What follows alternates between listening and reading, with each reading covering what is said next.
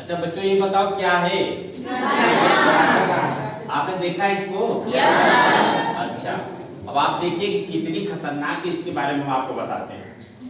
आप तो जानते हैं कि गाजर घास है, लेकिन कितनी खतरनाक है यह आप लोगों को नहीं पता होगा, इसको आप जान लीजिए। इसलिए हमने लिखा कि जानलेवा विषैली पार्थेनियम, इसका जो वैज्ञानिक नाम है वह है पार्थेनियम। क्या नाम है? पार्थेनियम। और इसको कांग्रेसी घास भी कहते हैं। क्या कहते हैं? कांग्रेसी घास। 60 के दशक में जब सूखा पड़ा था भारत में, तो अमेरिका से गेहूं आया था। क्या आया था? गेहूं। लोगों का मानना है कि उस गेहूं के साथ इसके बीज भी आ गए थे, इस गाजर घास के। ठीक है, और उसी गेहूं के साथ आ गया था, तो फिर वहीं फिर पूरे भारतवर्ष में धीरे धीरे फैलने लगा। अब भारतवर्ष के लगभग अधिकांश प्रांतों में फैल चुका है बड़ी मात्रा में। ठीक है, इसलिए इसको लोग बुलाते हैं, क्या कहते हैं? कांग्रेसी घास। क्या बोलते हैं? कांग्रेसी। कांग्रेस की सरकार के उस समय घास भारत में आ गई अमेरिका से, इसलिए इसका नाम लोगों ने क्या रख दिया? कांग्रेसी। इधर देखो, एक गाजर घास भी नाम रख दिया। गाजर घास कैसे, क्यों? इसलिए कि इसके जो पत्ते हैं, जो गाजर का पौधा होता है उसी की तरह, ठीक है ना, इसलिए लोगों ने इसको अपनी तरफ से इसका नाम रख दिया गाजर घास। जबकि वैज्ञानिक नाम क्या है? पार्थेनियम। क्या नाम है? पार्थेनियम। इसको आप जानते रहो। और चूंकि ये जो फूल है सफेद सफेद फूलता है, और इसलिए इसका नाम लोगों ने अपनी तरफ से रख दिया चटक चांदनी। क्या रख दिया? चटक चांदनी रख दिया। और इन पश्चिमी उत्तर प्रदेश में इसको लोग बोलते हैं चिड़िया बाड़ी। क्या बोलते हैं? चिड़िया बाड़ी। अब एक घास विविध नाम है, लेकिन जो इसका ओरिजिनल जो असली नाम है वह है पार्थेनियम। क्या नाम है? पार्थेनियम। अब ये देखो जानलेवा कैसे है, पशुओं के लिए भी जानलेवा और इंसान के लिए भी जानलेवा है। इधर देखिए इसमें मिलता क्या है, इस घास में मिलता क्या है? Parthenium hysterophorus. पार्थेनियम हिस्टेरोफोरस, इसमें जो यह है पार्थेनियम हिस्टेरोफोरस, पार्थेनिन नामक हानिकारक रसायन इसमें पाया जाता है। ठीक है ना, यह जो पार्थेनिन नामक हानिकारक रसायन है, यह पशुओं के लिए भी और इंसान के लिए, दोनों के लिए भी यह अत्यंत घातक है। अब ये देखो जहां पर यह घास है, ठीक है ना, इसको देखो जरा थोड़ा सा हिला देते हैं, ये भी काफी देर से लटकी हुई है। ठीक है ना, अभी जहां पर ये घास है, या समझ लो जिस घर के आसपास यह घास है, जिस घर के चारों तरफ यह घास है, तो यह पक्का जान लो उसके घर में कोई न कोई बीमार जरूर होगा। या आप यह समझ सकते हो कि जिस घर में कोई न कोई लगातार बीमार रह रहा है, कोई बीमार हुआ ठीक हुआ, कोई बीमार हुआ ठीक हुआ, तो यह संभावना हो जाती है कि उसके घर के अगल बगल यह घास होगी। समझ में आ रही बात? वह इलाज कराता है, किसी तरह से ठीक होता है, फिर उसके घर में दूसरा व्यक्ति बीमार हो जाता है। आप समझ लो कि उसके घर के अगल बगल यह घास जरूर हो। बीमारी कहाँ पर है? उसके घर के अगल बगल, जिसकी वजह से उसके घर के लोग बीमार हो रहे हैं। और इलाज कहाँ करा रहा है? अस्पताल में। ठीक होता है उसके बाद चलाता है। अभी देखो इससे कौन कौन सी बीमारी होती है? जितनी बीमारियां उसमें से अधिकांश बीमारी इसकी वजह से होती है। इसके वायु से, जब इसके अगल बगल से हवा होकर गुजर के जाती है, जब हम सांस लेते हैं तो हमारे शरीरों में प्रवेश कर जाती है, तो श्वास रोग हो जाता है। क्या हो जाता है? श्वास रोग हो जाता है। अस्थमा बोलते हैं, आपने देखा होगा कि सांस नहीं रुकती, जो दम है वो टूटने लगता है लोगों का, तो उसके पीछे ये बहुत बड़ा कारण है। ठीक है, जैसे घर में दमे के मरीज हैं, अस्थमा के मरीज हैं, तो संभावना अधिक है कि उसके अगल बगल ये पार्थेनियम विषैली घास हो सकती है। ये देखो ब्रोंकाइटिस, एलर्जी का भी कई प्रकार होता है। एलर्जी जैसे आपने देखा होगा कि शरीर में चकत्ता निकल जाना, तेज बुखार हो जाना, शरीर में सूजन हो जाना, ये सब क्या है? एलर्जी के लक्षण है। किसके लक्षण है? एलर्जी के लक्षण है। छींक आना, ये सब एलर्जी की वजह से होता है। उसी तरह देखो आंखों गर्दन के पास एलर्जी है ना, आंख और गर्दन के पास चकत्ता निकल जाना, या आंखों के अगल बगल काला पड़ जाना, ये सब भी बीमारी से होती है। खुजली, जो जैसे इसको बिना हाथ में दस्ताना लगाए अगर इसको आप लगातार इसको उखाड़ रहे हैं या इसके संपर्क में आ रहे हैं और फिर अपने हाथ की सफाई नहीं की तो आपको त्वचा रोग भी हो सकता है, खुजली हो सकती है, या ये समझ लो खुजली हो ही जाएगी। एक उसका बहुत बड़ा कारण है।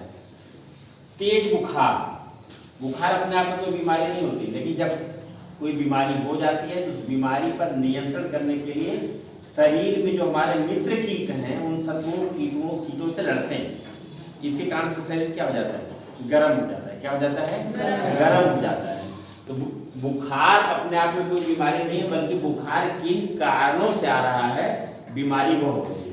इसलिए तत्काल में बुखार उतारने की दवाई दी जाती है, फिर बाद में पता किया जाता है किसकी वजह से बुखार आ रहा है, तब उसका इलाज होता है। मलेरिया की वजह से हो रहा है या फिर टाइफाइड की वजह से हो रहा है, तब उसकी दवा दी जाती है, तब जाकर के बुखार उसको छोड़ देता है। अर्थात बुखार अपने आप में कोई बीमारी नहीं होती। बात समझ में आ रही है ना?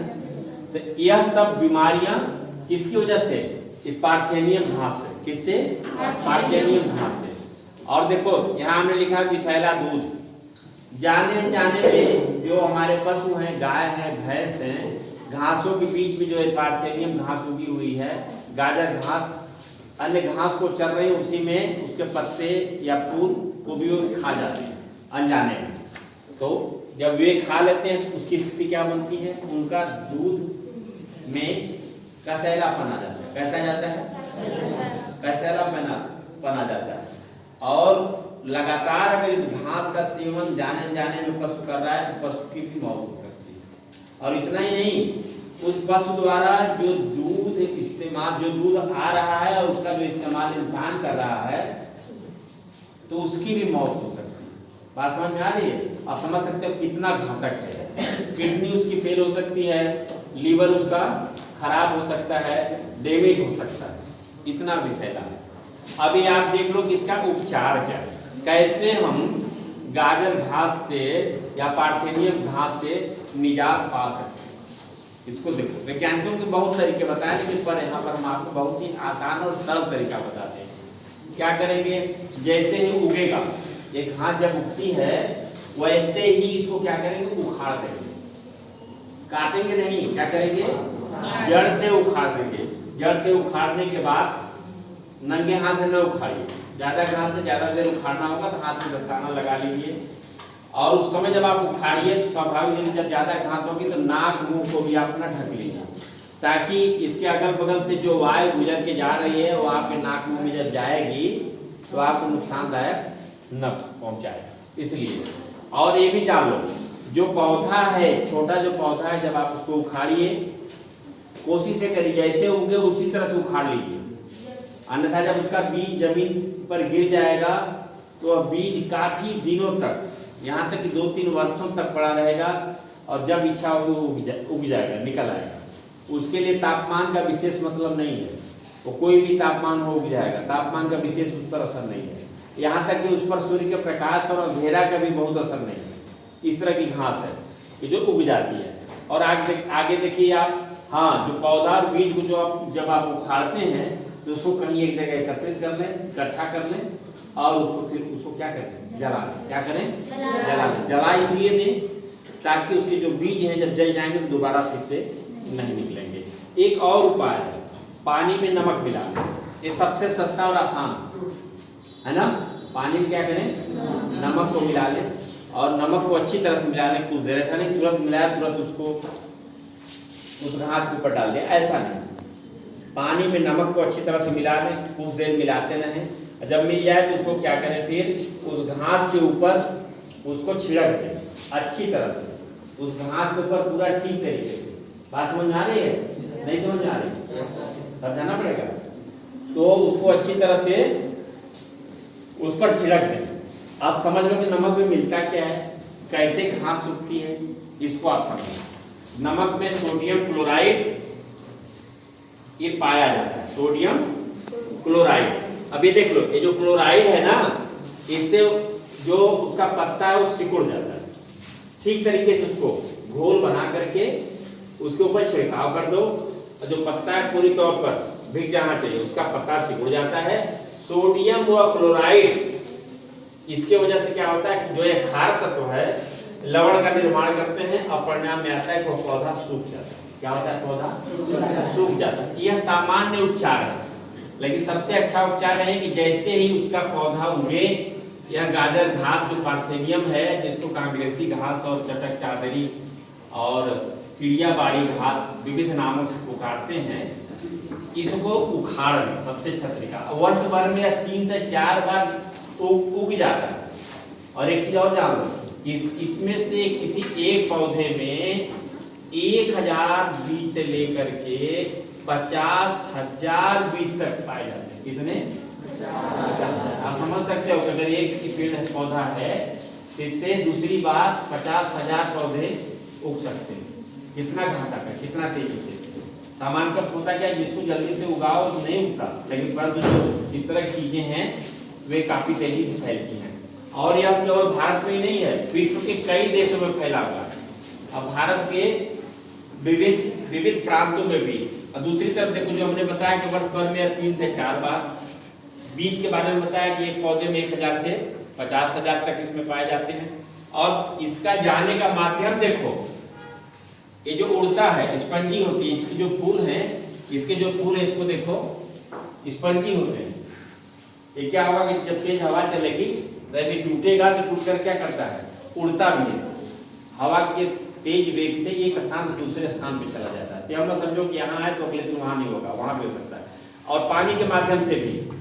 और यही नहीं, किसी वस्तु में अगर चिपक गया, जैसे आपके कपड़े या किसी चीज से अगर चिपक गया है और आप यहाँ से पता लगा कि अमेरिका जाना चाहते हैं, तो आपके साथ अमेरिका भी चला जाएगा। समझ रहे हो? इसकी स्थिति यह है। अर्थात किसी भी तरह से अगर कहीं चला गया और वहां इसको मिट्टी मिल गई, तो वहां पे क्या करेगा, उग जाएगा। ठीक है, कितना खतरनाक है ये बातें आप लोग समझ में आ गई। इसलिए किसी के घर में अगर कोई बीमार, एक यह भी कह सकते हो कि ऐसा यह दुश्मन है हम लोगों के इर्द गिर्द, जिसके बारे में हम लोगों को नहीं पता और जिसको हम देखते भी रहते हैं और वो हमको नुकसान भी पहुंचाता रहता है। और अगर इस दुश्मन को हमने नहीं पहचाना तो ये हमारी बहुत बड़ी क्षति करता है। ठीक है ना? क्या कर सकते हैं कि एक क्षेत्र से दूसरे क्षेत्र में, एक प्रदेश से दूसरे प्रदेश में, और पूरे देश में, और एक देश से दूसरे देश में भी ये बड़े आसानी से चला जाता है। तो आप लोगों के अगर इर्द गिर्द कहीं या घास हो, और सावधानी पूर्वक, ऐसा नहीं कुछ नहीं हमारे पास आ जाएगी, सर मुझे खुजली हो गई, एलर्जी हो गई, फिर आपको डॉक्टर के पास जाना पड़ेगा, है ना? अपने घरों में भी इसकी जानकारी दें, अगल बगल की जानकारी दें, जिससे आप सब लोगों का जीवन सुरक्षित रहे और पर्यावरण पर भी इसका घातक प्रभाव। बात समझ में आ गई? इसलिए हमेशा कोशिश करिए कि पार्थेनियम घास कहीं अगर है तो उसको जड़ से उखाड़ दें और उसको समूल नष्ट कर दें, ताकि फिर दोबारा वो जमने ना पाए। और दोबारा अगर कहीं खेतों में दिख भी रही है तो फिर से उसको उखाड़ें और उसको जब तक खत्म न हो जाए, जब तक समाप्त न हो जाए, तब तक उसके साथ यही क्रिया करते रहें। ठीक है, बस इतना ही।